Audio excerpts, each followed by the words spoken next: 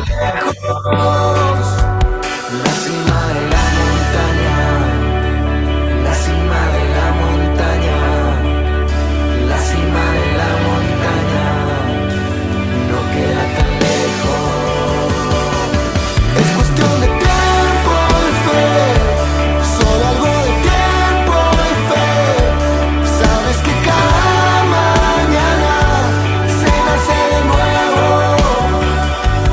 Es cuestión de tiempo y fe, solo algo de tiempo y fe. La cima de la montaña no queda tan lejos.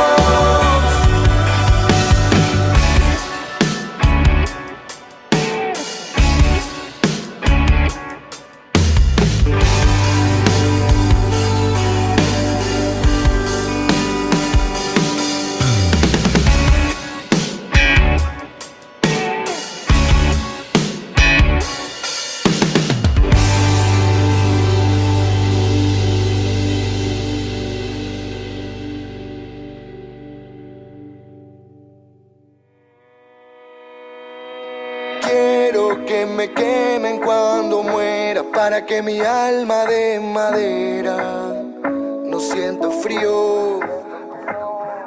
Hay noches en que el tiempo desespera, las ideas me...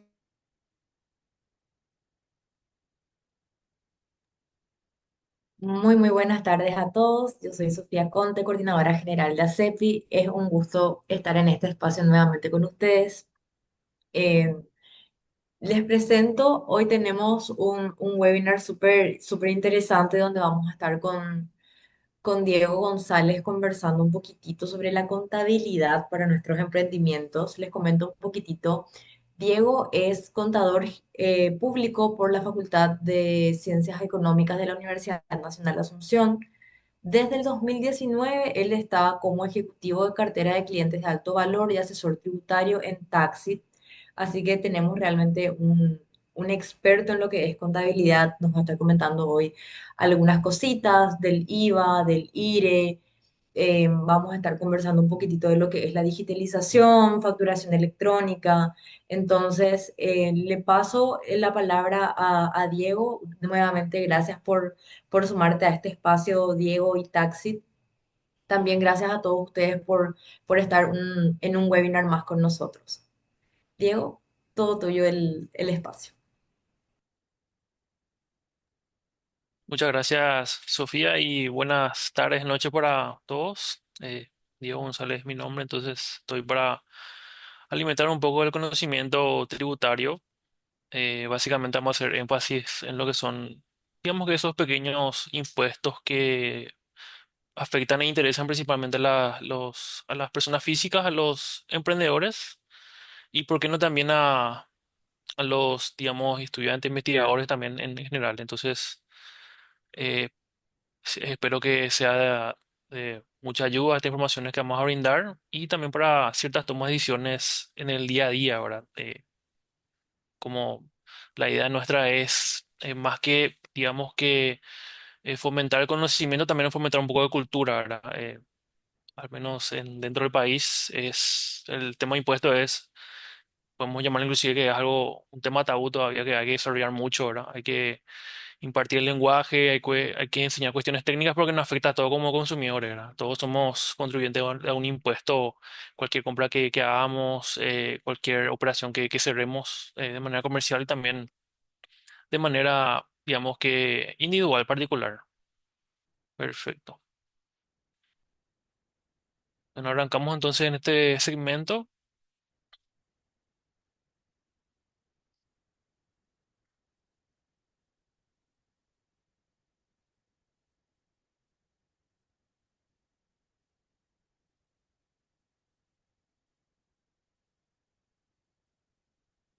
Básicamente el título de nuestro contenido sería la contabilidad para emprendedores, porque cuando uno piensa en un emprendimiento, bajo nuestra recomendación, lo primero que debería fijarse es cómo le afecta esto tributariamente, ¿verdad? Para formalizar un poco lo que sería el manejo, ¿verdad? Porque uno básicamente crea un perfil comercial, dándose entrada en los registros únicos de contribuyente. Entonces, eso también inclusive es algo que le da un poco más de formalidad para todas sus operaciones, ¿verdad? Y la idea es eso, ¿verdad? Básicamente ayudar un poco en ciertas cuestiones que deben tener en cuenta los interesados a los efectos de iniciar con sus operaciones comerciales. Vamos a hablar un poco de lo que es el impuesto al valor agregado, que es el IVA, que prácticamente nos afecta a todos como consumidores. El impuesto a la renta empresarial, el IDE o el IRE, como le dicen a algunas personas, en sus acepciones en ese sentido. Vamos a hablar un poco de las facturas digitales, las virtuales y las electrónicas. Es también un poco diferenciar algunos conceptos que de repente muchas veces confunden a tanto los usuarios como también las personas que quieren, digamos que optar por documentar sus operaciones con estas distintas opciones que existen. Y un poco también conversar sobre algo que es prácticamente novedoso porque hace un par de años diría que nació la ley, lo que sería eh, lo que sería en este caso la firma electrónica para ciertos documentos, gestión de documentos electrónicos, ¿verdad? La firma cuantificada. Entonces vamos a tocar también un poco ese tema para que entremos un poco en contexto de lo que hoy busca la Secretaría, más bien la DENIT, la Dirección de Ingresos Tributarios, con respecto a lo que sería la, la fase de implementación de documentación electrónicas a nivel nacional.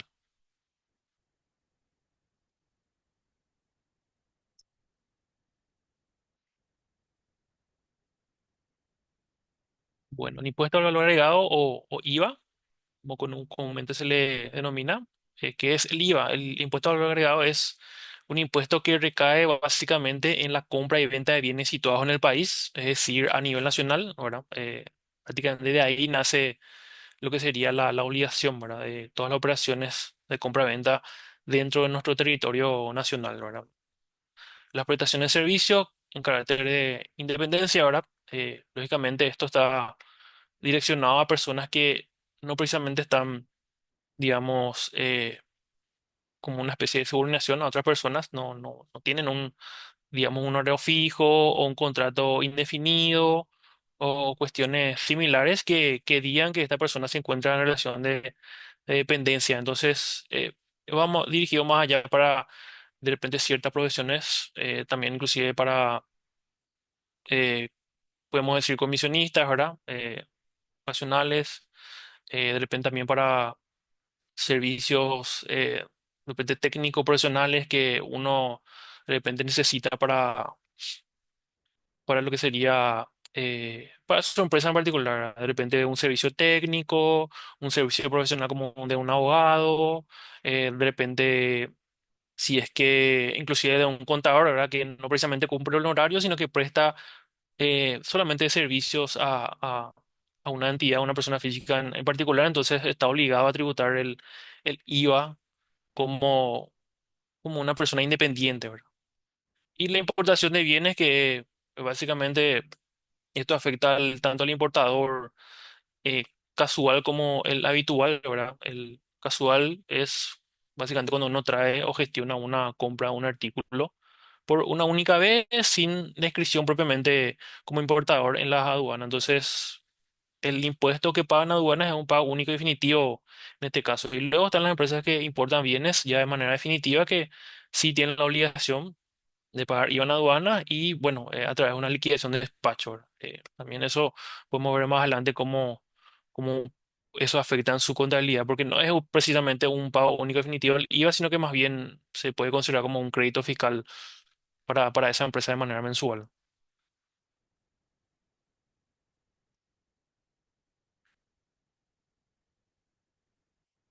Bueno, el impuesto al valor agregado, dentro de este impuesto, ¿quiénes son contribuyentes? Las personas físicas que no estén en relación de dependencia y prestan servicios, como habíamos conversado. Las personas físicas que realizan arrendamiento de inmuebles, básicamente con la nueva reforma, sobre este punto nada más, con la reforma, anteriormente una persona, por ejemplo, que vendía un bien inmueble estaba obligado a tributar IVA, ¿verdad? Eso con la reforma, eso cambió Una persona que vende un bien inmueble ya no está obligado a básicamente tributar IVA, entonces solamente por prestación de servicios y arrendamiento de inmuebles uno está obligado a tributar este impuesto en particular. Ese es uno de los cambios importantes que introdujo la reforma tributaria, ¿verdad? Los dos puntos entonces relacionados con personas físicas que no propiamente son empresas o unipersonales constituidas, ¿verdad? Luego el tercer punto sería las empresas unipersonales, ¿verdad? Emprendedores que cuente con el IVA y también ¿no? con obligaciones comerciales.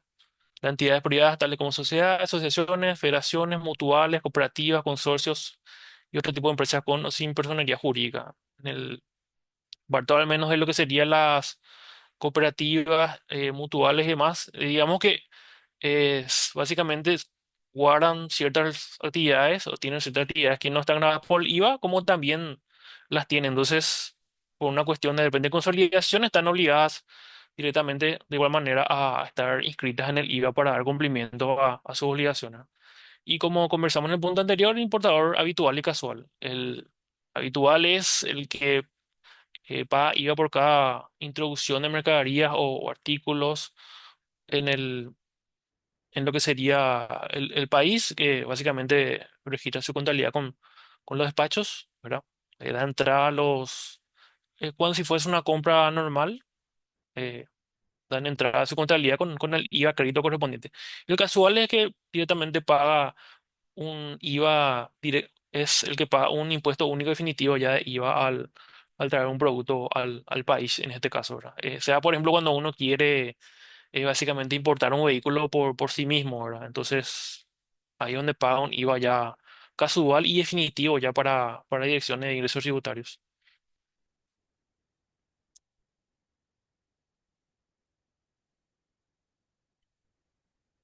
Bueno, cuando nace la obligación de abonar, básicamente es cuando, digamos que se genera un IVA a pagar, como le podemos decir, contablemente hablando, IVA a pagar es una cuenta, por ejemplo, que se utiliza para este tipo de conceptos. Se producirá ese con alguno de estos hechos, entrega al bien o prestación de servicio, que es algo frecuente, ¿verdad? De repente, entrega al bien es algo más común porque es en la adquisición de un artículo directamente.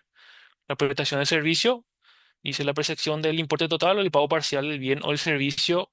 Bueno, en este concepto al menos es un poco de repente relativo porque digamos que de repente hay una costumbre de facturar antes de la recepción del pago inclusive, ya sea parcial o total, ¿verdad? La figura de anticipo inclusive está, digamos que, dejando de tener efecto en ese sentido, ¿verdad? Lo correcto siempre es, inclusive cuando se recibe al pago, básicamente emitir una factura. Dice. En cuanto a los servicios de suministro de energía eléctrica, provisión de agua y alcantarillado, recolección de residuos o servicios de telecomunicaciones prestados por empresas privadas o mixtas. En este caso, eh, digamos que es en el vencimiento del pago, ¿verdad? Cuando queda consumido ya lo que sería el servicio, ¿verdad? Es decir, la facturación por corte. Dice en las importaciones a través de las declaraciones aduaneras.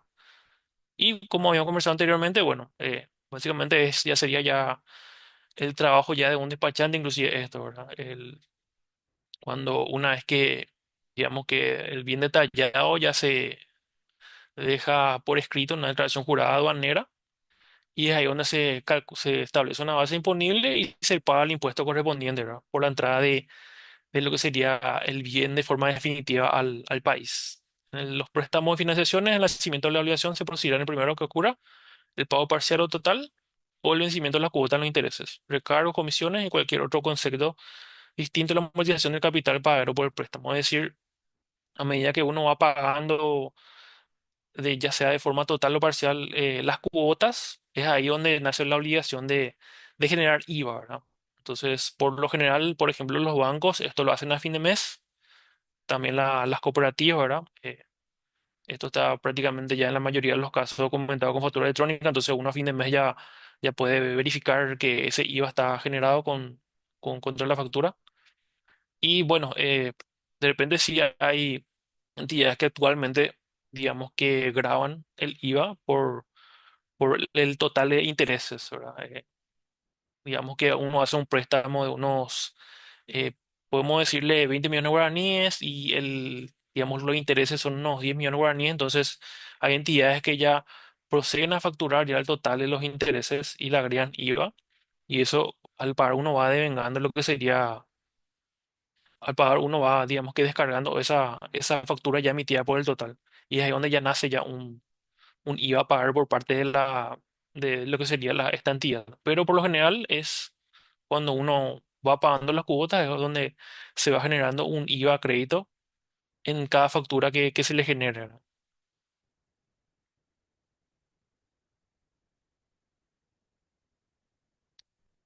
Bueno, ¿cuáles son las tasas del IVA? En este caso, el 5%, básicamente partiendo de la base de lo que es facturación a una persona física por el arrendamiento de inmuebles destinados exclusivamente para vivienda. Luego tenemos ya un tanto comercial, sería productos de canasta familiar, arroz, fideo, aceite, vegetal, yerba mate, leche, huevos, harina y sal llevada, que uno, depende cuando hace una compra al supermercado, puede verificar la tasa del IVA que se va cargando, que se va generando en este sentido, ¿verdad? Productos agrícolas, hortícolas y frutícolas, la misma situación, ¿verdad? Diría que es un listado un poco más completo, pero esa sería básicamente la idea central, ¿no? Productos pecuarios, ya sea ganado, vacuno, ovino, equino, todas esas secciones de repente uno puede dar una pequeña leída a la ley, que es la 7380/2019, va a haber un listado bien extenso de cuáles son los artículos en específico, o más bien cuáles son los, digamos, qué productos que están alcanzados por el IVA 5%. Y lógicamente siempre uno va a encontrar de repente ciertas dudas porque un producto en particular no está allí, y es ahí donde uno de repente tiene que hacer una pequeña investigación, inclusive puede hacer consultas directas a la ANIT a través de los canales para esa definición. Enajenación e importación de productos que estén registrados como medicamentos de uso humano ante el Ministerio de Salud Pública y Bienestar Social. Y básicamente eso, ¿verdad? Medicamentos de uso humano, ya sea para tanto como para los fabricantes como las cámaras de almacenaje de medicamentos en las farmacias, todo al 5%. Y lógicamente uno también de repente va a tener ciertas dudas ahí en los establecimientos o sea, más bien establecer qué es medicamento y qué no cuando compra ciertos productos, ¿verdad? Lógicamente, ya por una cuestión política de manejo interno, ellos ya tendrían ya, digamos que un listado de medicamentos que no estén, o sea, que estén prácticamente definidos como tales, ¿verdad? Para uso humano. Porque también hay medicamentos que por ley están exonerados del IVA, ¿verdad? Más aún, después de la pandemia sí salió un listado un poco extenso tanto para eh, importaciones como ventas al público de productos que están exonerados del IVA en ese sentido, ¿no? Y el 10% de tasa para todos los casos en general, ¿verdad? Eh, Básicamente no, por una cuestión ya inclusive de descarte esta situación para establecer lo que sería la tasa del 10%, ¿verdad? Porque, por ejemplo, yendo al punto uno que es arrendamiento de inmuebles destinados para vivienda, de repente, si uno destina esa vivienda, es un dúplex o es una casa y destina, o más bien alquila para una oficina, ahí lógicamente ya cambia la situación y tiene que facturar al 10%, ¿verdad? Uno, podemos decir que solidariamente tiene que definir de esa forma, ¿verdad? Por más que sea digamos que un domicilio lo que está cediendo. ¿Cómo se liquida el impuesto? El IVA se liquida de forma mensual. Anteriormente había formas y formas de declarar como ser IVA semestral, trimestral y también la mensual. Hoy en día ya básicamente eso pasó a mensual, ya de forma definitiva para todos los contribuyentes, y se calcula o más bien se provisiona la diferencia entre el IVA débito, que es de la factura de venta, que como todos sabemos sería básicamente casi el 10% de la factura, ¿verdad? O el 10% del precio base, el IVA débito fiscal. Y el IVA crédito, que es el IVA de las compras generadas, de los egresos que uno tenga bien documentados, ¿verdad? El IVA débito está constituido por la suma del impuesto vengado a las operaciones grabadas del mes, que básicamente es cuestión de tomar, o más bien de básicamente anotar, ir anotando en un libro ventas, que es algo también que es una cuestión obligatoria, para definir el IVA débito del mes correspondiente.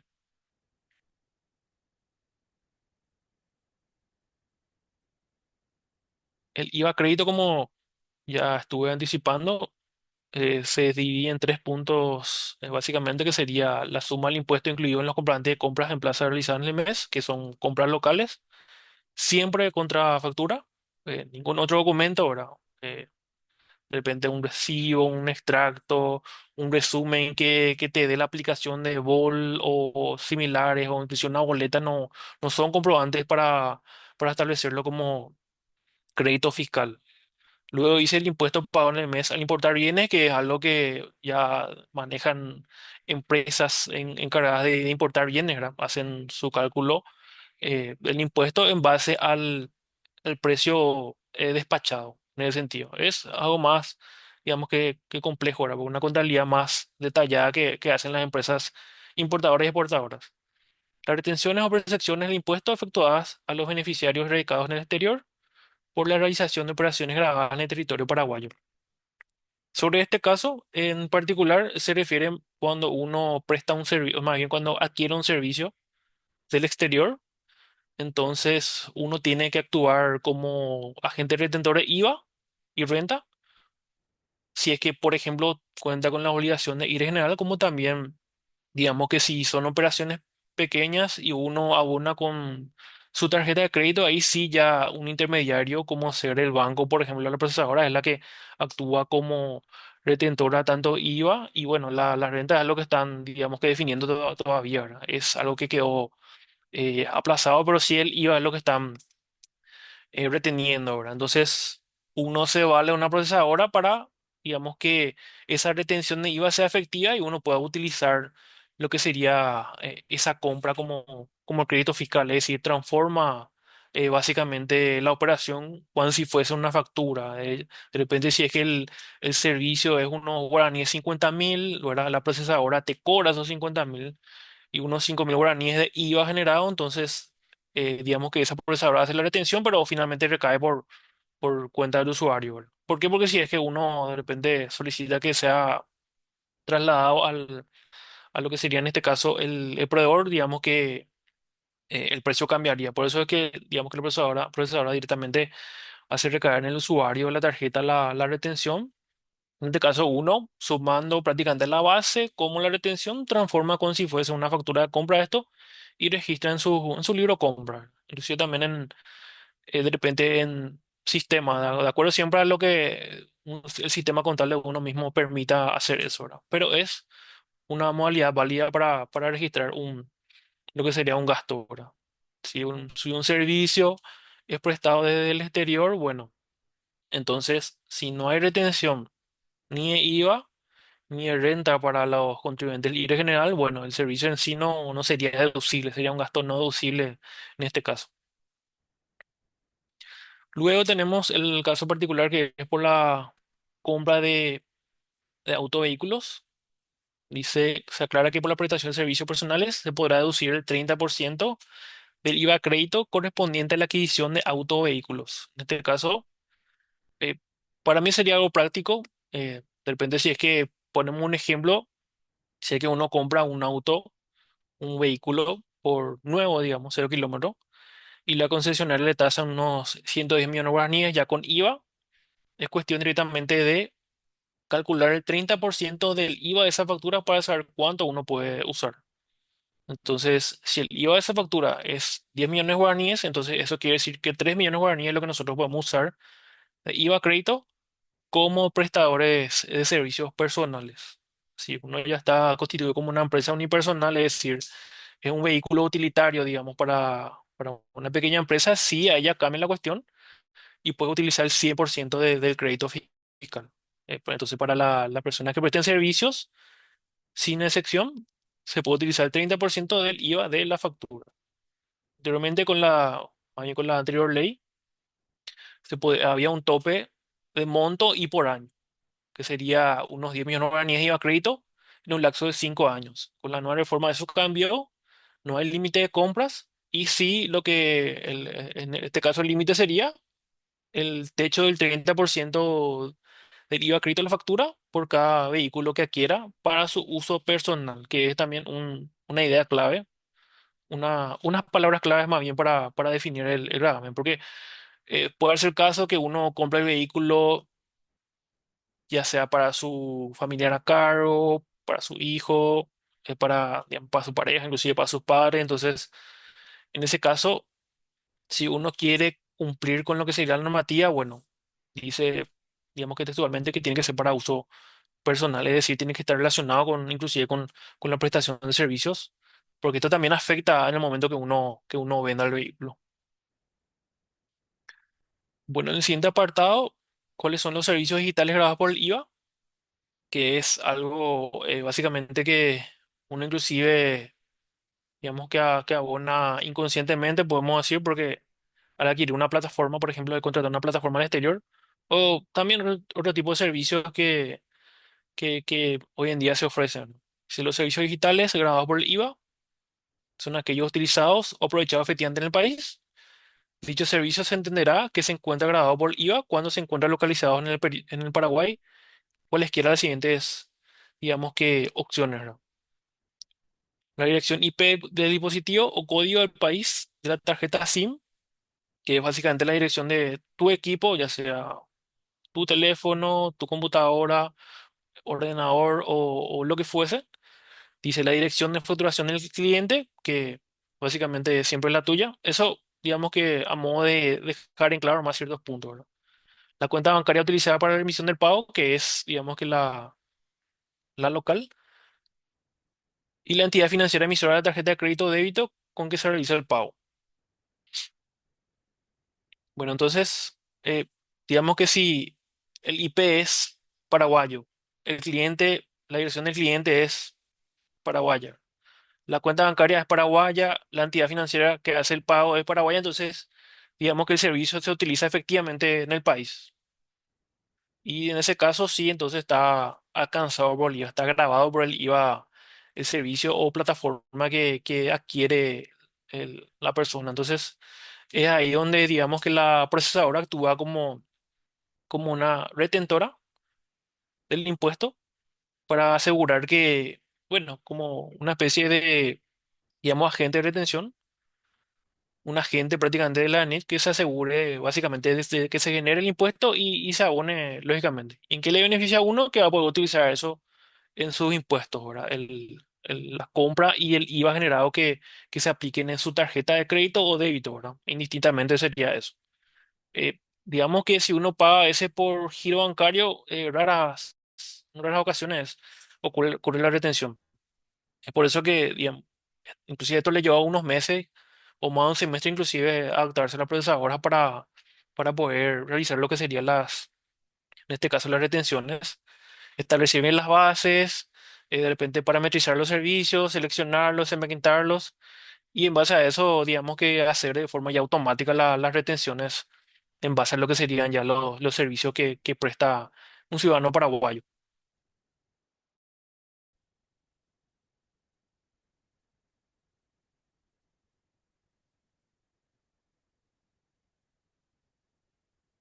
Bueno, datos sobre el IVA crédito, cuáles son las compras deducibles para IVA crédito, servicios personales. Y básicamente si uno se hace una pregunta, de cuáles son los, digamos, conceptos que puede deducir, directamente puede tener en mente que hay un listado, cierto listado que uno puede, digamos, que consultar, ¿verdad? ¿Por qué? Porque eh, se tiene, digamos, el concepto que si de repente un gasto guarda relación con la actividad es deducible. Es decir, de repente, si uno compra un objeto, de repente un teléfono, una notebook le sirve para digamos, para sus servicios, entonces en base a eso hace, digamos, que una especie de, digamos, que deducción que le serviría o no para, si le serviría o no para el IVA, pero en realidad hay un listado específico que es el siguiente que una persona tiene que tener en cuenta a la hora de hacer deducción de las compras y el crédito fiscal correspondiente mes a mes. ¿Verdad? Las personas físicas prestadoras de servicios personales, profesionales, contribuyentes del IVA podrán deducir el IVA crédito correspondiente a la adquisición de los siguientes bienes y servicios. Salud personal, tiene que ser personal, ¿verdad? Comprar medicamentos personales, tratamiento, consultas médicas, de repente inclusive ya me atrevería a decir que se cuenta con una consulta vinculante donde se le había preguntado a la ENIP si es que el pago de la mensualidad de un gimnasio, por ejemplo, eh, puede considerarse dentro de los gastos deducibles por salud, y ellos es ahí donde, digamos que confirmaron ese concepto, porque no solamente es, digamos que eh, una cuestión de repente de salud 100%, sino que también se define según la Organización Mundial de Salud como ausencia de enfermedades, ¿verdad? Que es algo que ayuda prácticamente también a lo que sería establecer este concepto, ¿verdad?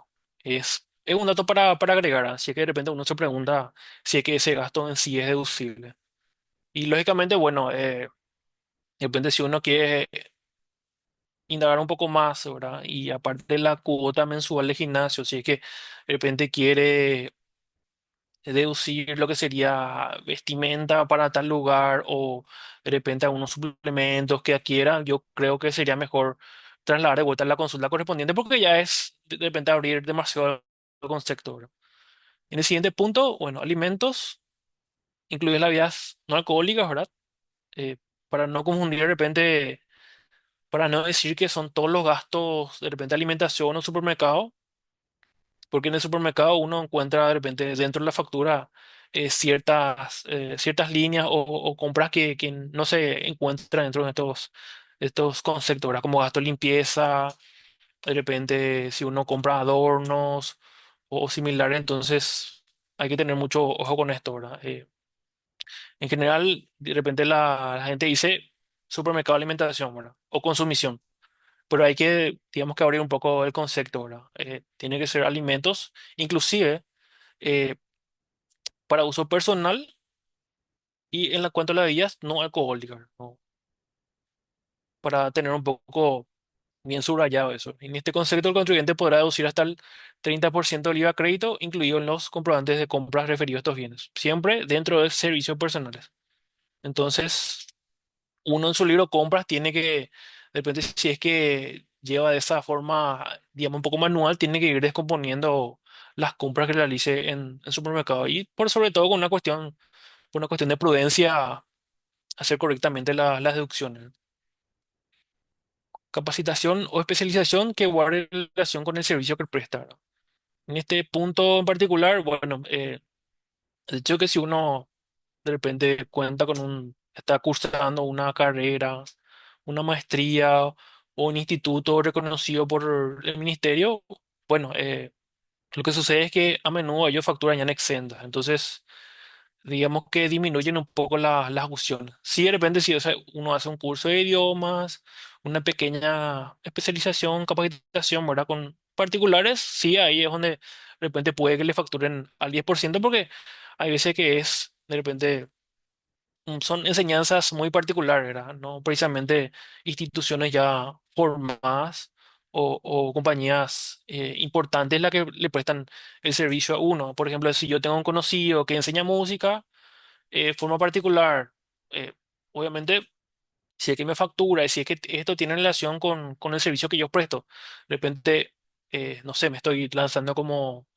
solista y tengo un profesor de canto. Entonces, ahí sí, digamos que si esta persona me factura a mí, ese IVA 10% me serviría. Inclusive si es que soy desarrollador informático, o de repente estoy, digamos que comenzando, y si le estoy pagando a una persona por esa enseñanza particular, bueno, con la factura que me otorgue sería válido crédito fiscal.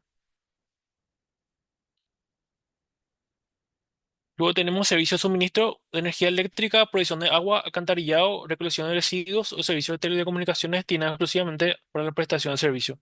Esto más bien, digamos que sucede cuando uno de repente alquila una oficina. Eso es ya en el caso, inclusive podemos decir general, ¿verdad? Un abogado, un contador, digamos que doctor particular, ¿verdad?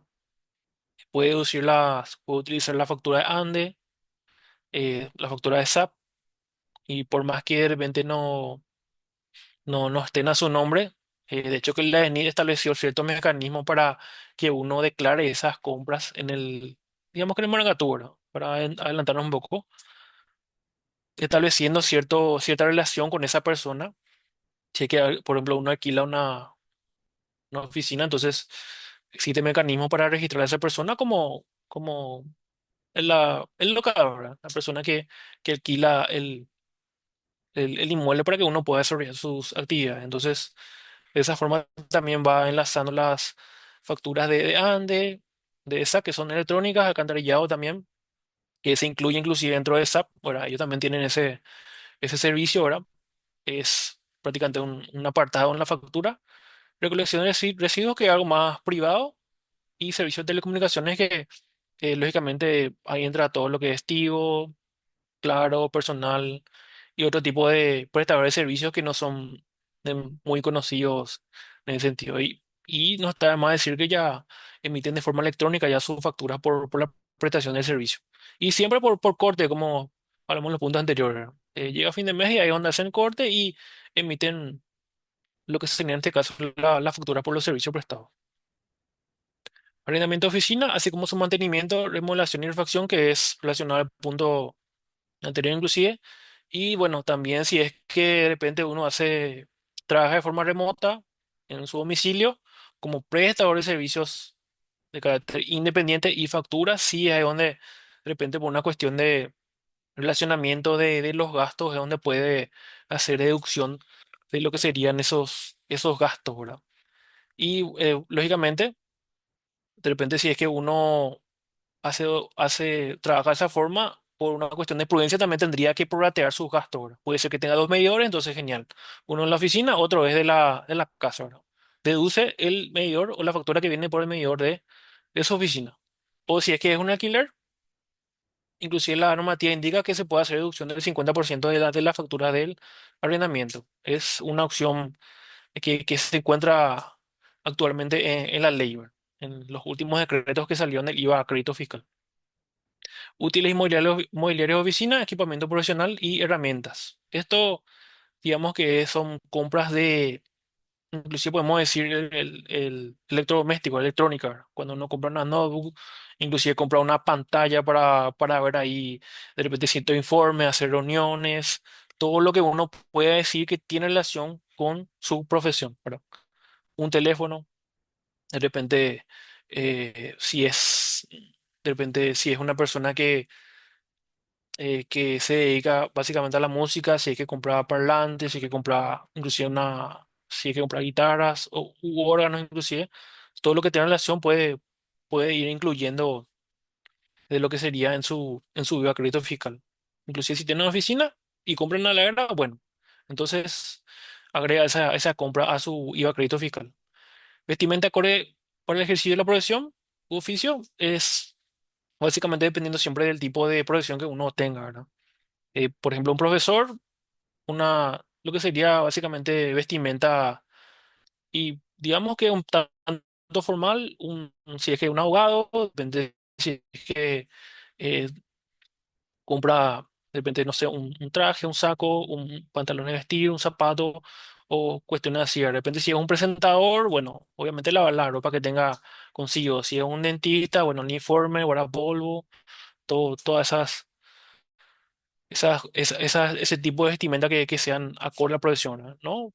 Digamos que en este concepto, por ejemplo, podemos inclusive decir que no todo lo que uno compre, por más que lo utilice en el día a día, puede de repente ser asumido como crédito fiscal. Uno tiene que tener cierta prudencia en aplicar esa cuestión. Inclusive si dentro de la compra hace compras para otra persona particular. Entonces hay que tener un poco de prudencia como comenté, ¿verdad? Luego tenemos los repuestos, lubricantes, mantenimiento, reparaciones y seguros de los autovehículos, ¿verdad? En general, ¿verdad? Eh, Bien sabemos que combustible es exento, entonces nos entra dentro de estos conceptos exclusivamente destinados a la prestación del servicio, ¿verdad? Y ahí es donde de vuelta volvemos digamos, lo que sería el punto de prudencia, ¿verdad? El vehículo tiene que ser exclusivamente destinado para eso, ¿verdad? No puede ser un vehículo particular que yo tengo estacionado en casa, ¿verdad? O el vehículo de mi hijo que yo mandé al taller y me entregó una factura de 3 millones de guaraníes. Es recomendable siempre cumplir con la normativa en ese contexto.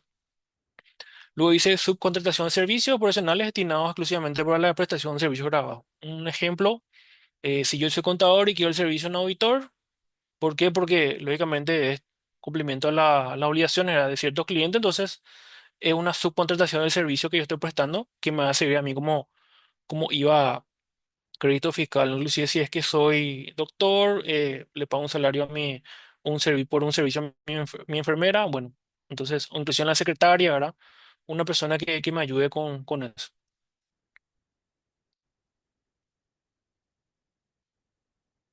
Bueno, ¿cómo se registran los documentos?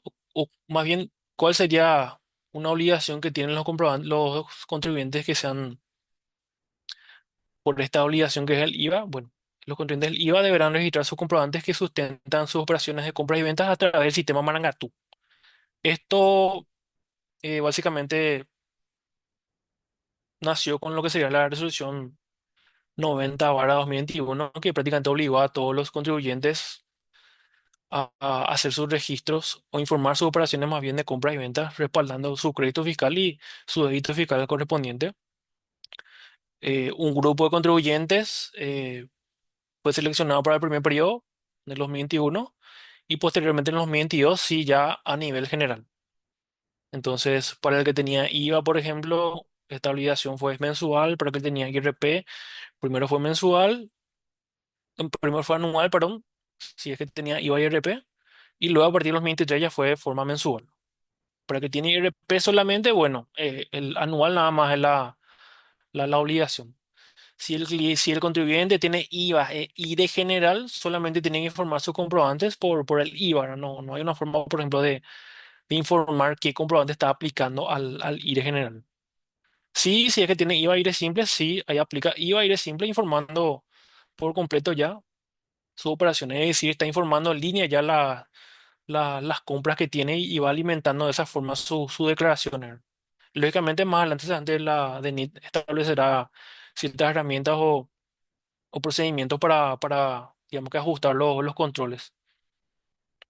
Dice el registro podrá ser realizado indistintamente de manera individual, que es cara manual, es prácticamente una solución directa y podemos decir gratuita en el sistema Marangatu y mediante la importación de archivos, que es un archivo que uno mismo puede armar si es que tiene en cuenta ciertas especificaciones técnicas o como también a través de los sistemas contables que ya directamente lanzan esas informaciones. Los comprobantes de ventas, compras electrónicos y virtuales podrán registrarse a través de la opción disponible en el sistema Marangatu. Es decir, uno ya pasa a informar directamente a qué impuesto va aplicado ingresando al Marangatu sin necesidad de cargar propiamente ese registro. Dice, en todos los casos, el contribuyente deberá aplicar el impuesto o los impuestos a los cuales imputará cada comprobante de acuerdo a las obligaciones que posean el RUC, así como también es afectar a aquellos comprobantes electrónicos virtuales que no correspondan a su utilización. En este caso, por ejemplo, sí es una información prácticamente en línea, ¿verdad? Lo que uno aplica al IVA, al IRP, al IRE simple, y no aplicar lo que básicamente no guarda relación con sus impuestos, en este caso con los comprobantes electrónicos virtuales.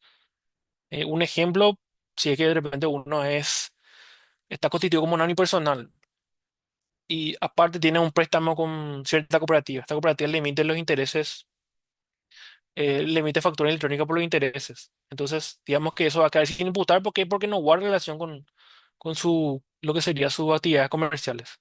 Inclusive, de repente hay clubes que emiten factura electrónica por la cuota social, que es un gasto que no sirve tanto para el IVA como para la renta comercial. Entonces, eso queda sin aplicar en el perfil del contribuyente.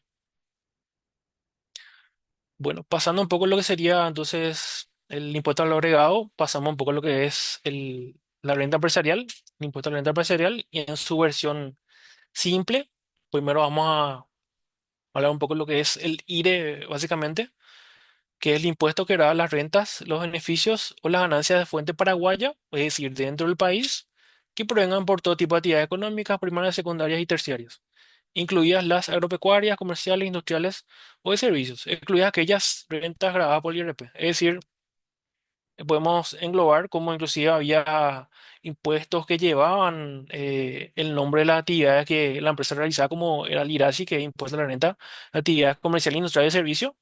Entonces, digamos que el nombre se resumió en impuesto a la renta empresarial y es ahí donde parte de vuelta las actividades que están alcanzadas, ¿verdad?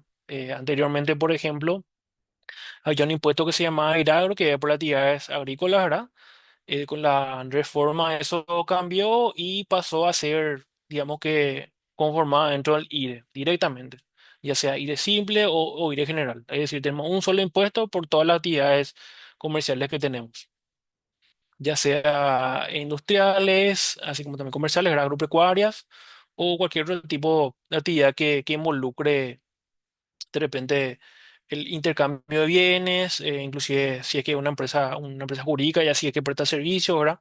Porque eso está excluido de lo que sería el IRP.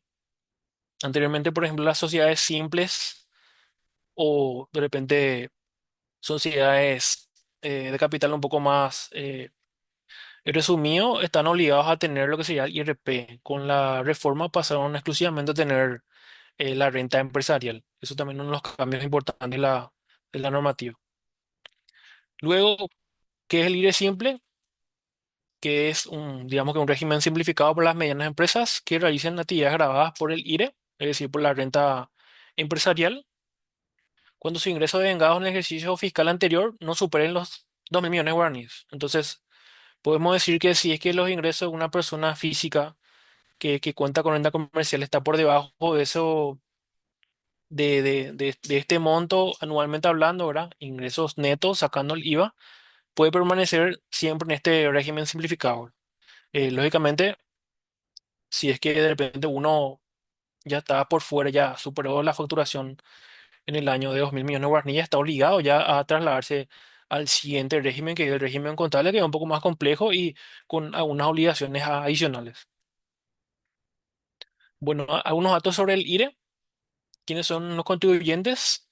Podrán optar por este régimen los siguientes contribuyentes: las empresas unipersonales y las sucesiones indivisas de los propietarios de esta empresa. Es decir, eh, digamos que cuando empresa unipersonal, digamos que sería cuando digamos que el dueño se organiza y desarrolla sus actividades eh, con lo que sería, conjugando lo que serían los factores de capital y trabajo. Entonces, ahí es donde podemos decir que es una empresa unipersonal y donde tiene que haber preponderancia en lo que es la parte capital, ¿verdad? Porque puede ser, por ejemplo, que una persona preste, digamos que un servicio, pero digamos que lo tiene que hacer con un vehículo, con una maquinaria, entonces ya hay cierta preponderancia ya de también de lo que, de lo que esta persona tiene que tener consigo para poder prestar el servicio. Entonces, por eso es que cuando hay esa conjugación ya automáticamente ya es una actividad comercial y por eso es que se constituye como una unipersonal. Y tenemos, por ejemplo, el caso de repente, conductores de vehículos, ahora que lógicamente si es que uno quiere desarrollar su actividad sin el vehículo, no va a poder prestar un servicio, porque un servicio es lo que ellos prestan. Entonces, cuando hay esa conjugación y hay preponderancia de lo que necesita ese vehículo, entonces ahí es donde se tiene que establecer como una unipersonal. Y lógicamente, cuando tenga que seleccionar la actividad económica en el Marangatú o en su inscripción, la actividad económica en sí es la que ya va a establecer a esta persona como contribuyente del IRE, ¿verdad? No un prestador de servicios solamente. Y las sucesiones indivisas de los propietarios de esta empresa es cuando básicamente es, eh, digamos que una persona fallece, por ejemplo, y deja ciertos bienes que son, o de repente actividades que son propiedad de la empresa unipersonal. Entonces, la sucesión sigue con el mismo RUC y mientras se hace la liquidación o digamos, sucesión propiamente hablando con los herederos. Entonces, sigue siendo esa sucesión en sí, se transforma como una especie de persona física y sigue siendo contribuyente de lo que sería el IRE. Y las entidades y empresas privadas de cualquier naturaleza, con una personalidad jurídica. Es decir, acá ya hablamos ya de sociedades en general. Dice, ¿cuándo nace la obligación tributaria? El nacimiento de la obligación tributaria es decir, cuando uno tiene que dar, digamos, cuando tiene que hacer frente a lo que sería esta obligación, es cuando se da el cierre del ejercicio fiscal. Es decir, a partir del 1 de enero uno ya está obligado ya a cumplir con el libre simple, es decir, tiene que presentar. Y lógicamente tiene tiempo hasta el tercer mes, de acuerdo al calendario de vencimiento, para hacer la presentación. ¿Cuál es la tasa? La tasa del IRE será siempre el 10% sobre la renta neta. Esto ya, inclusive ya desde hace tiempo para los pequeños contribuyentes, si de esta forma, de repente puede ser que surjan ciertas necesidades de aumentar esto, pero por fortuna sigue siendo nada más que el 10% sobre la renta neta. O también sobre la renta presunta, que es lo que vamos a ver a continuación. ¿Cómo se liquida? Los contribuyentes podrán liquidar el impuesto determinando su renta neta sobre la renta real o presunta, la que resulte menor, y para esa determinación la renta neta se tomará en cuenta la que resulte menor entre, por un lado, y lo que es la renta neta, la diferencia positiva entre el total de los ingresos y de ingresos relacionados directamente a la actividad grabada, es decir, prácticamente los ingresos que estén bajo su figura de unipersonal y los ingresos relacionados que tienen que cumplir con ciertos requisitos también para tal, ¿verdad? Como ser, tiene que estar debidamente documentado, tiene que ser a precio de mercado, tiene que servir para que poner en marcha la empresa o más bien para la unidad productora. Y en el caso de la autofactura, cuando corresponda, ¿verdad? En que hay ciertos casos que de repente uno tiene la potestad de emitir autofactura, pero además de eso también tiene que hacer retenciones de renta, entonces digamos que los contribuyentes no precisamente están abiertos de vuelta a hacer esa operación. En este concepto se podrá deducir la adquisición de mercaderías, insumos, materias primas, muebles. Ahí ya estamos hablando ya de una unipersonal comercial nata. Insumos, materias primas, muebles, equipos, así como los egresos relativos a la construcción, remodelación y refacción del establecimiento.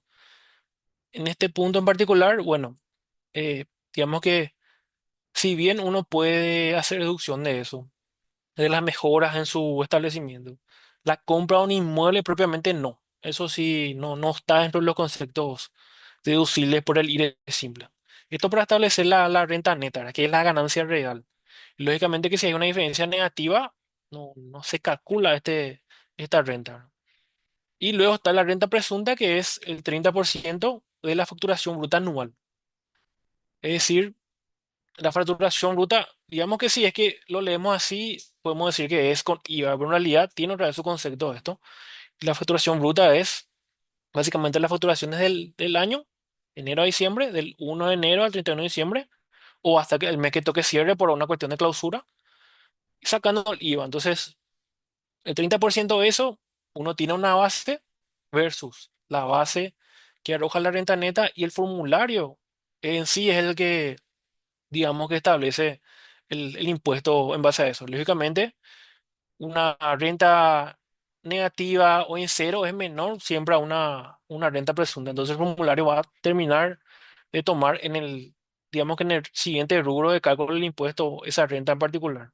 El rubro uno del formulario sería para esta renta neta, que es ingresos menos egresos.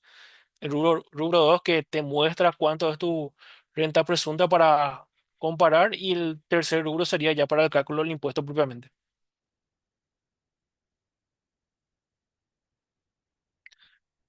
Bueno, ¿cómo se realiza la declaración jurada y pago?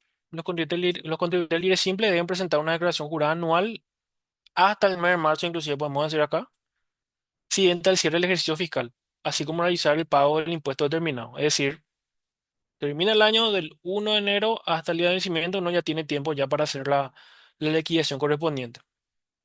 Y lógicamente uno va a tomar la determinación ahí de pagar contado o fraccionar de acuerdo al impuesto que arroje. Donde se podrá pagar libre simple, los pagos se podrán realizar a cualquier boca de cobranzas habilitada por la ANIT. Eso, una recomendación sería siempre consultar, ¿verdad? Con la boca de cobranzas si es que se puede hacer el pago o no allí, ¿verdad? Porque básicamente es algo relativo. También se podrá realizar los pagos a través del pago electrónico de impuestos o de tarjetas crédito o débito o cuentas financieras en general. Que podemos decir inclusive que esta opción podría ser se anticipa a la opción anterior, que es un poco más práctica, ¿verdad? Acceder hoy a una cuenta, ya sea ahorro o una tarjeta, ya sea débito o crédito, una cuestión más, digamos, fácil, entonces sería una acción más valedera eso. Bueno, luego tenemos el caso de los anticipos. Cuando uno se inscribe al IRE, ya sea IRE general o el IRE simple, automáticamente, si por más que de repente uno no agregue esa obligación en la inscripción, automáticamente la DENIT, al aprobar la inscripción al IRE, también le agrega a uno la obligación de presentar anticipos. Esto anteriormente el contribuyente del IRPC o pequeño contribuyente no tenía esta obligación hasta el 2020. Luego, con la nueva reforma, esto alcanza tanto para el pequeño contribuyente, que es el contribuyente del IRE simple, como también el contribuyente del IRE general, que es por un régimen contable. Entonces, ambos contribuyentes están obligados a primero calcular, no precisamente pagar, sino que primero calcular y luego ver si es que tiene que pagar o no lo que sería el anticipo, que es un pago a cuenta del impuesto, en base a lo que serían sus resultados ya al cierre. Dice, cuando se paga el anticipo, el contribuyente del IRE simple, en este caso, deberá realizar pago a cuenta del impuesto del ejercicio en curso. Es decir, si era el ejercicio anterior, tiene que hacer pagos en este ejercicio en curso, el cual será equivalente cada uno al 25% del impuesto a la renta liquidado en el ejercicio fiscal anterior, y abonará los mismos en los meses abril, junio, agosto y octubre. Es decir, 4 cuotas es lo que uno tiene que abonar. A partir del año 2021 no estará obligado a pagar anticipo el contribuyente que en el ejercicio fiscal anterior liquidó el impuesto igual o inferior a 10 millones de guaraníes. Entonces, digamos que si es que depende del promedio del impuesto son menores a 10 millones de guaraníes, entonces uno no está obligado como contribuyente, tanto el IRE simple como el IRE inclusive general. El primer año de entrada en vigencia de la ley 183/80/2019, para el cálculo de las cuotas de anticipo a ser ingresadas en los 2020, se tomará en cuenta el impuesto liquidado en el IRASIS, que es, digamos que es el nace del cálculo nada más. Pero de repente ciertas personas se preguntan ahí cómo ingresar el anticipo, entonces cuando pasaron de IRASIS a IRE simple, bueno, esa es digamos que la respuesta. Y lógicamente los pagos que uno haga, en este caso el del anticipo, ya van a ir como que generando un crédito a favor, ¿verdad? Un pago a cuenta, que le va a servir a uno en el rubro de cálculo del impuesto una vez que haga un nuevo cierre del periodo. Bueno, vamos a repasar acá brevemente cuáles serían unos gastos deducibles en el IRE simple. Compra mercaderías e insumos, que es lo que ya tocamos, ya lo que sería en este caso la renta neta, el cálculo de la renta neta. Servicios digitales, como pautas en Meta, eh, Facebook, que perteneciente a la entidad, Instagram, WhatsApp, almacenamiento, licencia, permiso en Google, Apple, ChatGPT, Microsoft y PayPal. Entonces, digamos que si uno establece cierta relación de estos gastos con, digamos que con su actividad comercial, entonces ahí es donde puede hacer deducción de estos egresos. Y la condición es que uno abone vía tarjeta de crédito o débito, y en el extracto esté estipulado este gasto que realice con el cálculo del IVA correspondiente. Entonces, este gasto le va a servir, va a transformar ese extracto cuando si fuese una factura, y le va a servir tanto en el IVA como en el IRE, porque el IVA y el IRE van de la mano, si vamos al caso, ¿verdad? Y de repente hay personas que preguntan, el IVA, por cuestiones comerciales, ¿qué es lo que se puede deducir? Bueno, todos estos conceptos. Y después te consultan, ¿qué es lo que puede deducir en el IRE? Bueno, básicamente van de la mano. Entonces, es una cuestión de repente de hilar nada más. Si uno aplicó al IVA, entonces automáticamente también tiene que aplicar al IRE simple, inclusive en el Marangatú cuando hace la declaración, ¿verdad? Ya tiene que ser una contabilidad ya por partida doble, inclusive le podemos llamar. Servicios digitales, que es lo que ya dijimos ahora. Esto inclusive también sería el mismo mecanismo para personas que presten servicios. Luego, energía eléctrica, provisión de agua, alcantarillado, recolección de residuos, eh, servicio de telecomunicaciones, de la actividad del negocio, ¿verdad? Siempre que uno encuentre esa conexión, esa relación. Y ahí es donde, digamos que se sacan lo que serían los gastos personales, porque puede ser que dentro del establecimiento, bueno, de repente, no sé, se paga TV cable para la oficina del dueño. Entonces, y aparte se paga el internet, Wi-Fi. Entonces, solamente, digamos, el que tenga relación directa con el comercio es lo que pues, se puede pasar a deducir. Por una cuestión, volvemos al punto de la prudencia.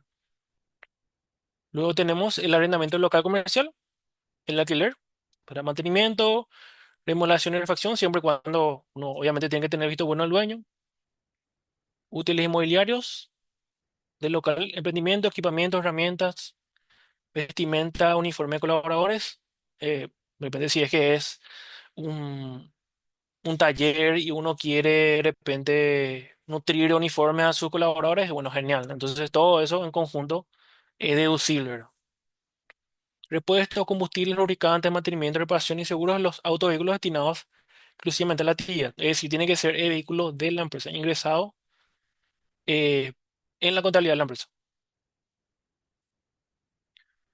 Subcontratación de servicios profesionales y no profesionales como costo de operaciones, servicios contables, publicidad, comisiones, servicios prestados, fletes, transporte de mercaderías y inclusive de colaboradores que de repente uno es lo que cuando tiene, podemos decir que una especie de, no sé, ordenanza o de repente una persona destinada a courier, ¿verdad? Ciertos gastos que tenga esa persona, ya sea por movilidad o inclusive podemos decir si es que gasta en combustible, entonces esto puede ir al IRE simple, ¿no? Inclusive si es que paga traslados vía las aplicaciones, ¿no? Porque Uber, por ejemplo, sí, ahí los contribuyentes, o más bien los usuarios, los conductores están obligados a tener timbrado y un talonario. Entonces, uno puede acceder a una facturación siempre y cuando ahora lógicamente el conductor colabore en ese sentido. Sueldos de personal y cargas sociales, aporte patronal IPS, que el 16,5% sobre el sueldo. En este punto, por ejemplo, puede darse el caso que de repente el emprendedor o el dueño abone el total del aporte al IPS, ¿verdad? Sin descontarle a su personal. Bueno, está el tope de vuelta de que solamente el 16,5% que es el aporte patronal es lo que uno puede deducir sobre lo que sería el salario. El aguinaldo que uno abone a sus colaboradores, también las bonificaciones familiares. Luego tenemos algunos conceptos no deducibles en el IE simple. Presenta impuestos, ¿verdad? De repente hay usuarios que preguntan, digamos que pagan mucho impuesto, entonces te consultan, ¿este impuesto que acabo de pagar es deducible o no de vuelta? ¿Puedo ingresar a mi contabilidad? ¿Tengo que enviarte para que registres? No. Es un impuesto ya definitivo, no hay forma de registrarlo como un gasto deducible de vuelta para este impuesto, para el propio IRE simple. Las sanciones por infracciones aplicadas por cualquier organismo público competente. De repente, si es que tu mobiliario de la empresa fue sancionado por agente de tránsito, bueno, esa infracción al menos no es deducible, es un pago ya definitivo. Inclusive las multas que uno paga, la ENIT, los intereses, mora, eh, nada de eso es deducible en el IRE simple. De hecho, que para cualquier impuesto en particular. La utilidad del ejercicio que se destina en aumento de capital o reserva, si es que uno de repente tiene una ganancia, que inclusive eso es lo que muestra el IRE, el promedio del IRE, si es que uno gasta o más bien deriva lo que sería, no es que gasta, sino que más bien traslada lo que es capital o reserva, no, ese movimiento al menos no sería deducible para esta renta. La amortización del valor llave autogenerado, es decir, cuando dicho valor es asignado unilateralmente por el propio contribuyente sin ninguna contraprestación. Bueno, básicamente este tipo de amortización al menos, o sea, más bien el gasto, cuando uno compra un negocio, más bien adquiere un negocio, eh, paga este valor en particular. Entonces, como tal, al menos no es deducible, así como también si es que uno va amortizando o más bien va afectando a varios periodos. Los gastos personales del dueño, socio, accionista o de sus familiares, así como sumas a cuenta de utilidades. O sea, más bien, eso es, depende cuando uno lleva la contabilidad de una unipersonal, una persona física, que aparte de ir es simple, digamos que tiene solo guía por servicios personales y no tiene renta personal y tiene gastos de supermercado y alimentación. Entonces, esos son gastos personales del dueño. Eso no se, si bien se puede usar para el guía por servicios personales, no se puede incorporar de vuelta al IRE simple como tal. Entonces, queda sin efecto eso. Esa consolidación al menos de gastos, mandar todo al IVA y mandar todo al IRE de vuelta, no es nada recomendable. El IVA incluido en las adquisiciones de bienes, servicios, importaciones relacionadas directa e indirectamente a operaciones grabadas por el referido impuesto, así como el IVA crédito sujeto a evolución, los términos del artículo 101 de la ley, que es básicamente si es que de repente uno hace importaciones como una persona, como un, de forma, digamos, ocasional. No se puede utilizar ese IVA que pagó en aduanas como venía diciendo. Es un pago único, pago de IVA único definitivo ya que queda consumado, que queda allá en la aduana básicamente como lo que sería en este caso por adquisición de bienes. Los costes y gastos relacionados a la obtención de rentas no grabadas, exentas o exoneradas, incluidos los relacionados a la obtención de rentas de fuentes extranjeras. Es decir, si es que de repente uno, por ejemplo, tiene actividades exoneradas, como ser, por ejemplo, eh, si es que uno, por ejemplo, tiene servicios en exentas, por ejemplo, trabaja para una cooperativa y hay cierto apartado, no solamente servicios, sino que es en conjunto, ¿verdad? Inclusive vende mercaderías. En la ley hay un apartado donde indica que esas operaciones que un socio tiene con la cooperativa están exonerados, por ejemplo, de cierto impuesto como es el IVA. Entonces, si es que ese ingreso como tal no está grabado, entonces los gastos que se consigan, o sea, los gastos que digamos que se generan, tampoco van a ser deducibles en el IRE simple, ¿no? Incluso si es que tiene gastos con el dinero, por ejemplo, de la prestación de sus servicios por fuera del emprendimiento. Es decir, no puede uno asumir, eh, digamos, que esos gastos en el IRE simple. De repente, adquiere un vehículo para uso personal y esto quiere que fue pagado con, no sé, un retiro de un CDA, una herencia, lo que fuere. Como es un ingreso no grabado, no sería recomendable hacer deducciones de gasto de esta inversión en particular. Eso se refiere el concepto, o los conceptos más bien.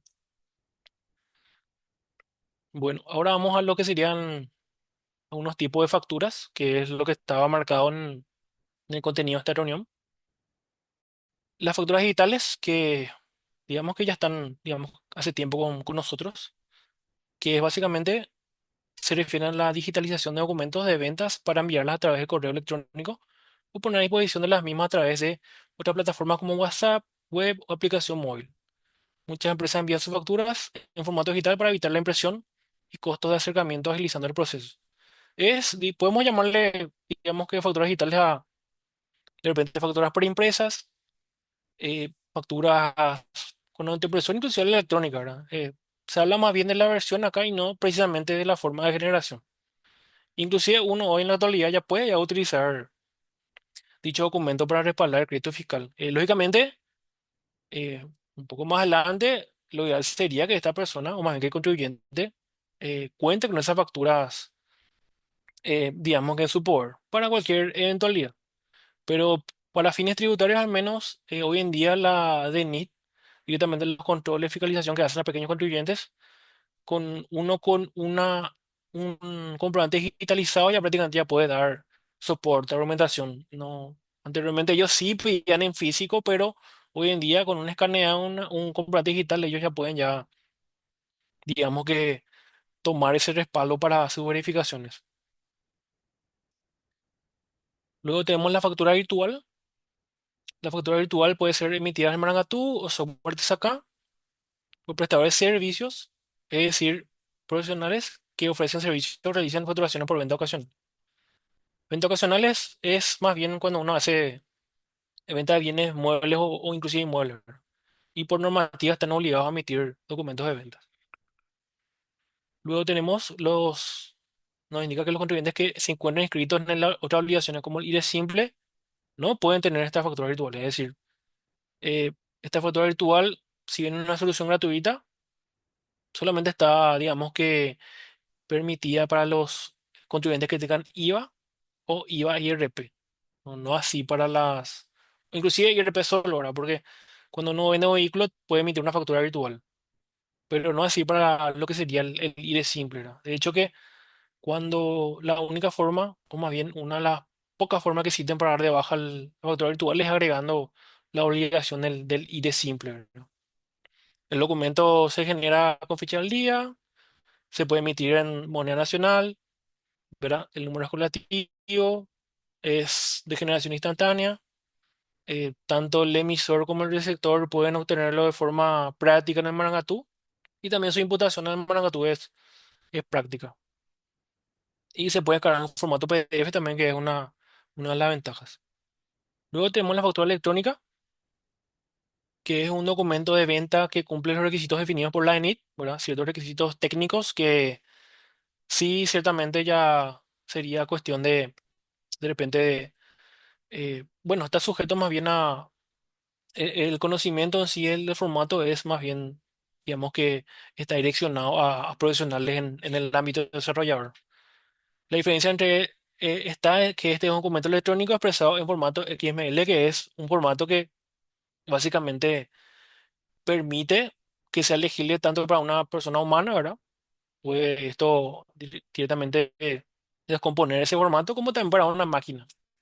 Para esta última de manera mucho más rápida. Esa es la ventaja del formato de la factura electrónica, que genera este formato, el XML, como también un documento digital que es el que vemos al costado ahora. Este documento tiene una representación impresa correspondiente, ¿verdad? Pero la validez fiscal recae sobre el documento electrónico informado en el SIFEN, Sistema Nacional de Facturación Electrónica, que es una vez que este documento se emite y posteriormente se informa a dicho sistema. Entonces ahí es donde adquiere validez. Y eso inclusive está, digamos que reglamentado, que recién cuando se hace esa comunicación es cuando le sirve como crédito fiscal para la persona, como crédito o como respaldo para sus egresos, para sus diferentes impuestos. ¿Cómo se emiten las facturas electrónicas? La empresa genera documentos electrónicos mediante sus sistemas de facturación propia o a través de proveedores. En este caso, facturación electrónica, ya dependería mucho uno o sea, más bien dependería mucho de ciertos costos o verificaciones que uno quiera hacer para basarse en esta opción. Luego está bueno, luego el documento se envía al portal de Ecoatía de la ENI, otorgando al comprobante de validez jurídica autorizado y validando que es el CIFEM, ¿verdad? Una vez que se aprueba, entonces ya automáticamente ya tiene validez ese comprobante. El comprobante está firmado digitalmente por el emisor, que es una cuestión ya técnica. Una vez aprobado, los receptores podrán recibir los documentos en formato electrónico. Desde el mes de abril de 2025, todas las sociedades inscritas están obligadas a facturar de forma electrónica sus operaciones de ventas, de acuerdo a las normas vigentes. Es decir, de repente, si es que uno tiene conocimiento de una sociedad que se abrió de repente en abril, ya tiene que dar por fe que tiene que contar ya con este tipo de modalidad, la facturación electrónica. Inclusive en abril entró un grupo muy grande, inclusive está entrando este año un grupo muy grande de empresas seleccionadas para la facturación electrónica. Básicamente están entrando todos los supermercados grandes, de repente los últimos bancos, clubes y otras entidades importantes. Beneficios y ventajas de la facturación electrónica. Podemos decir que a nivel nacional dice estandarización a nivel de otras empresas innovadoras, es decir, uno ya se puede poner al nivel de otra empresa que optó por este tipo de mecanismo de facturación. Reducción del consumo de papel. De hecho, que hay empresas que no, básicamente ya no utilizan papel, como por ejemplo los bancos. A fin de mes uno puede descargar la factura de su portal, hacerle ya por correo, con impacto positivo en el medio ambiente. Eso de por sí. ¿Verdad?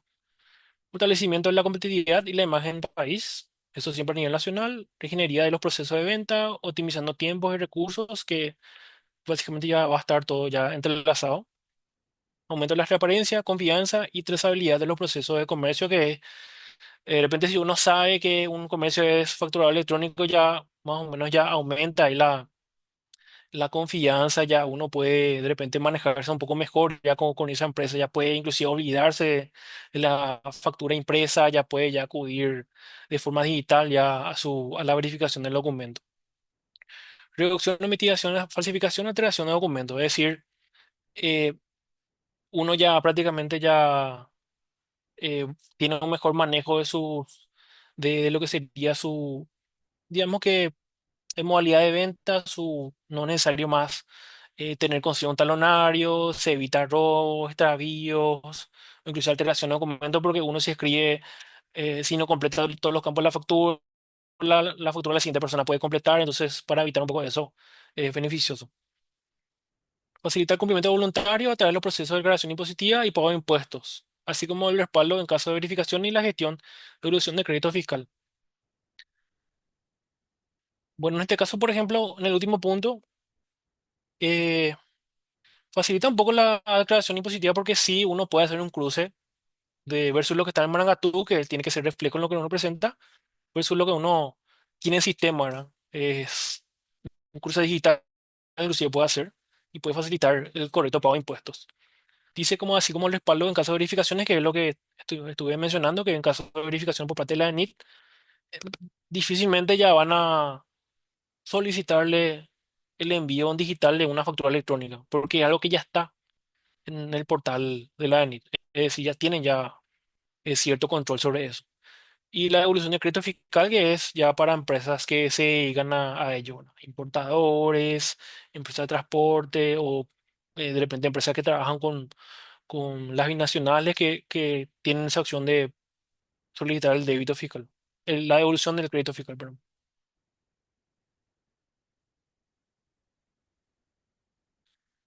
Luego tenemos beneficio para el emisor y sector, automatización de la contabilidad en compras y ventas, entradas y salidas.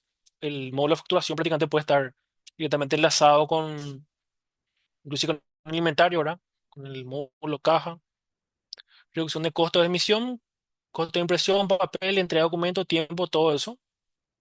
La recesión es prácticamente, la emisión es prácticamente instantánea, ¿verdad? Uno no tiene que gastar en papel, ¿verdad? A veces es un común, tiene que hacer un pequeño comentario nomás con el cliente, indicándole que esto le haya dado correo, habilitar un canal para en caso de reclamos, cuestiones similares.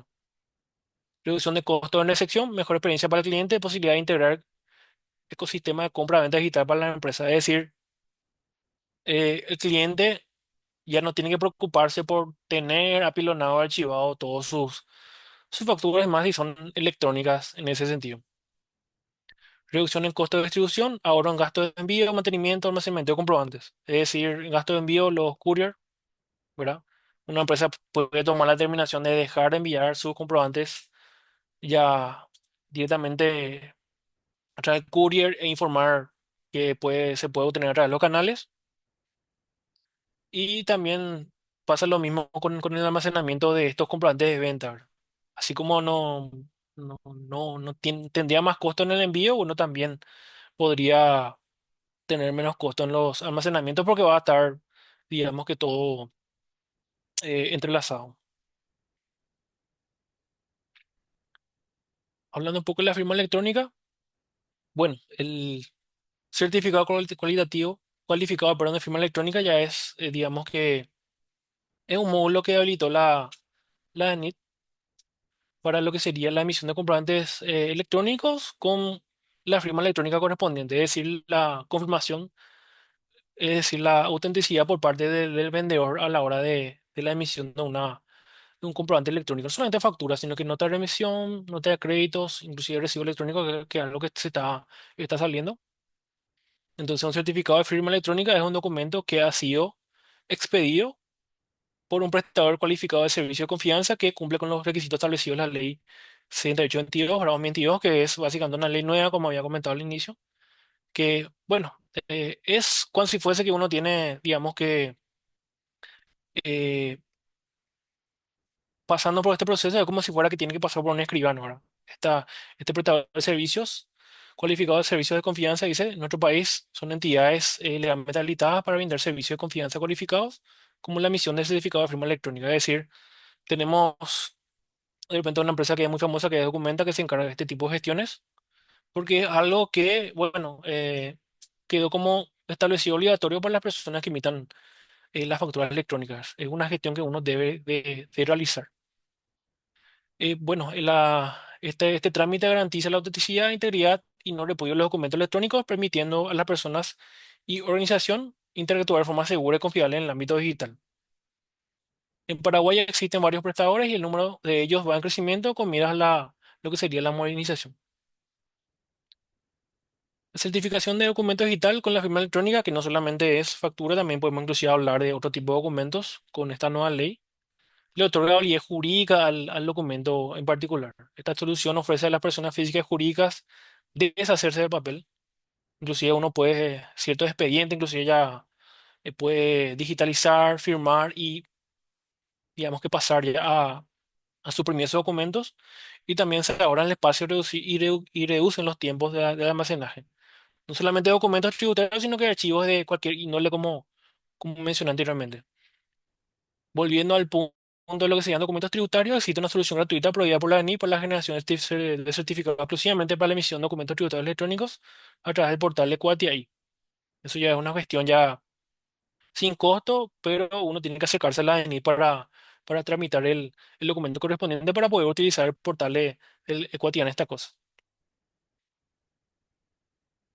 Bueno, como taxi, ya hablando un poco más de lo que es, digamos que nuestra empresa, en base a lo que sería primeramente lo que es la facturación electrónica, nuestra solución sería un producto que es denominado Taxi Bill, que es para la emisión de las facturas electrónicas, que es un servicio, inclusive diría que es el primer servicio en el país que permite hacer esto, que un servicio es un nuevo servicio que se utiliza tanto en la aplicación como en la web de Taxi para emitir las facturas electrónicas. No solamente facturas electrónicas, sino que también documentos electrónicos en general, como ser notas de remisión, notas de créditos, inclusive también estamos de repente alentando lo que son los recibos, las autofacturas.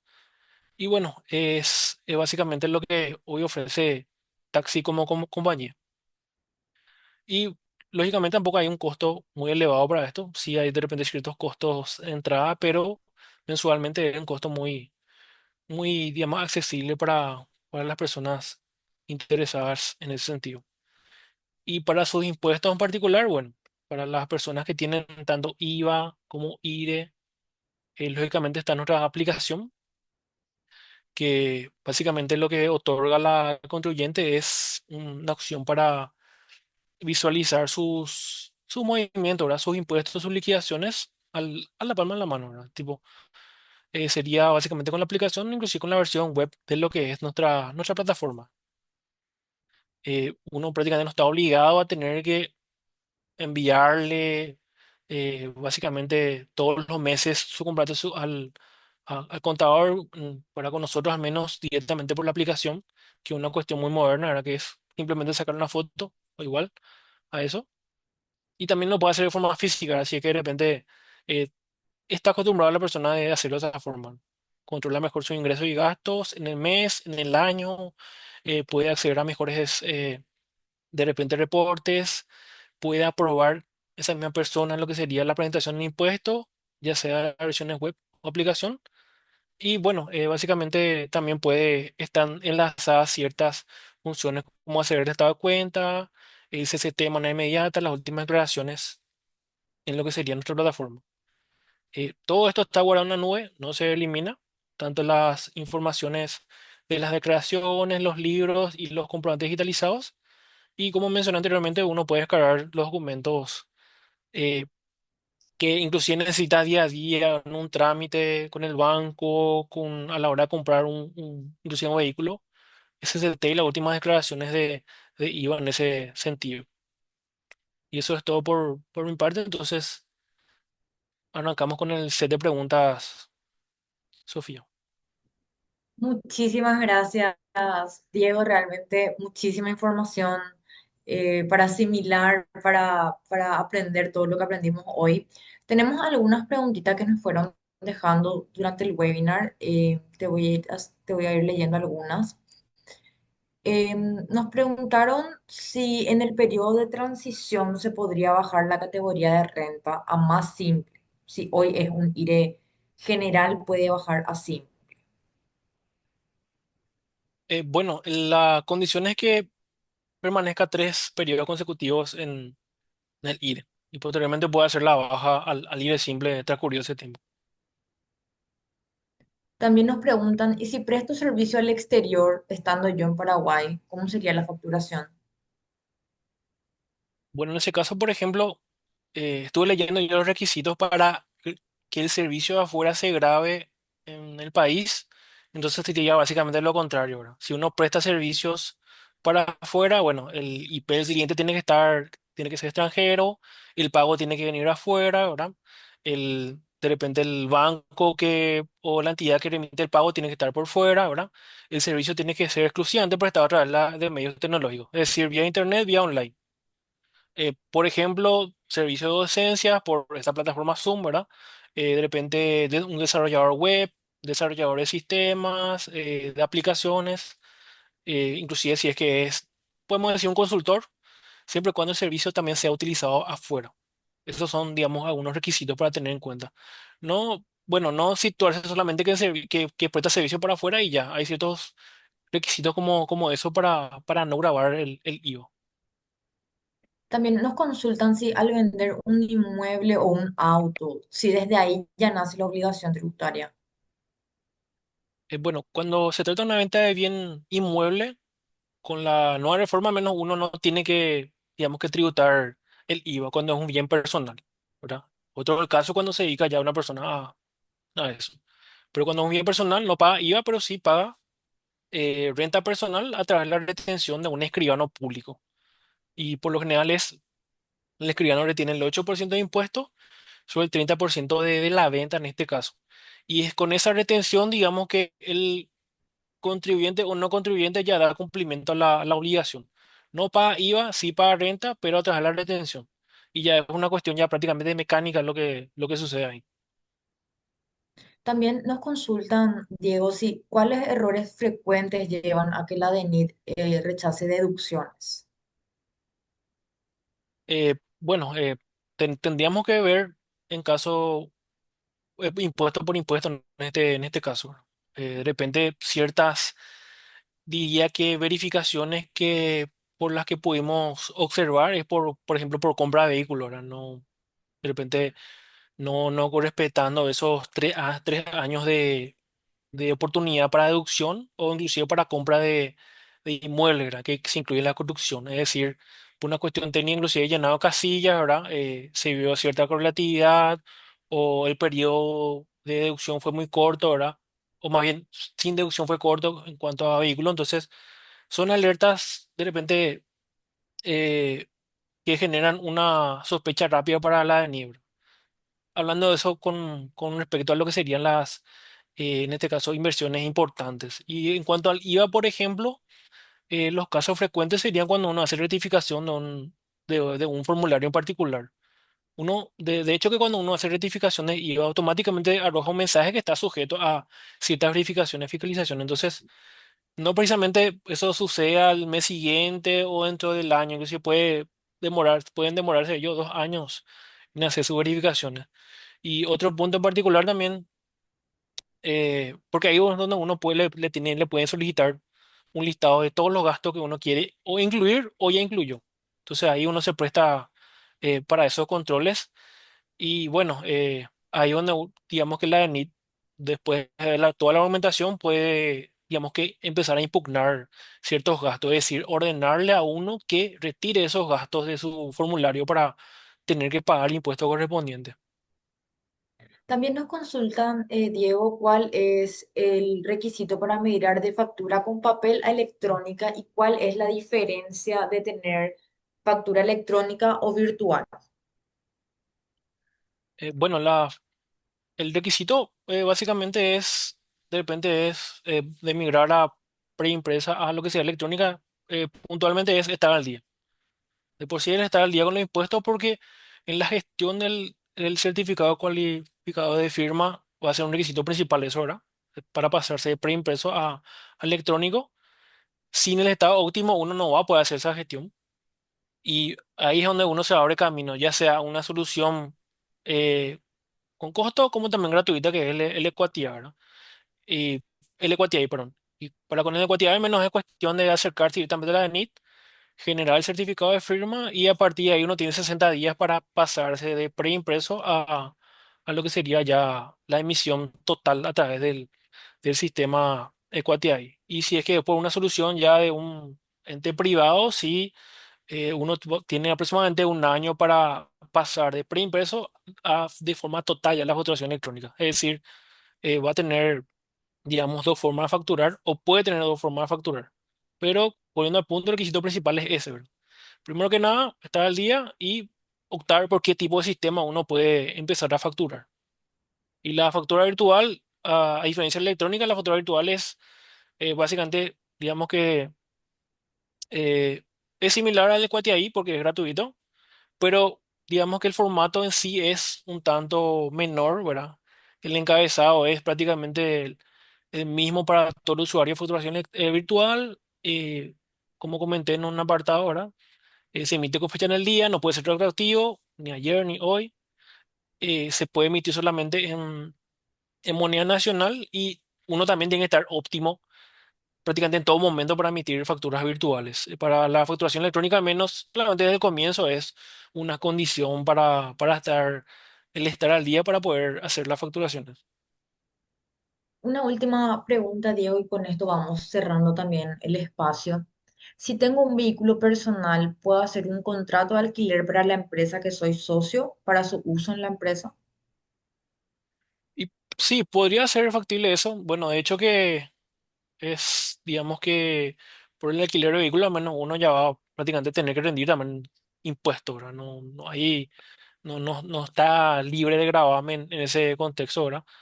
Uno puede optar, de por sí IVA va a tener, pero por el lado de renta puede optar por el IRE simple porque es una actividad comercial, o como también por lo que sería IRP ganancia capital, ¿verdad? Que es porque le está, digamos que se puede optar por capital porque le está sacando, digamos, beneficio a ese bien personal que tiene, pero tiene que tener tanto IVA como renta, ¿verdad? En ese sentido. Muchísimas gracias, Diego, por responder nuestras preguntas, por este espacio. Realmente creo que todos aprendimos algo hoy. Nada más a modo de comentario para los socios que nos están leyendo desde Facebook, también dejamos una encuesta de satisfacción para que nos ayuda también a nosotros desde ACEPI a saber cómo estamos yendo con los webinars, qué tal están los contenidos. Entonces nos ayudaría mucho que puedan también responder esta encuesta que está en el chat y en los comentarios, en el chat de Zoom y en los comentarios de Facebook. Así que nada, cerrando un poquito el espacio, gracias una vez más, Diego, por tu disertación. Realmente aprendimos muchísimo hoy. Gracias también a Taxit por sumarse a este espacio. Así que nada, muy buenas noches a todos y nos encontraremos en un siguiente espacio. Muchas gracias a todos por participar y estamos a las órdenes. Buena jornada.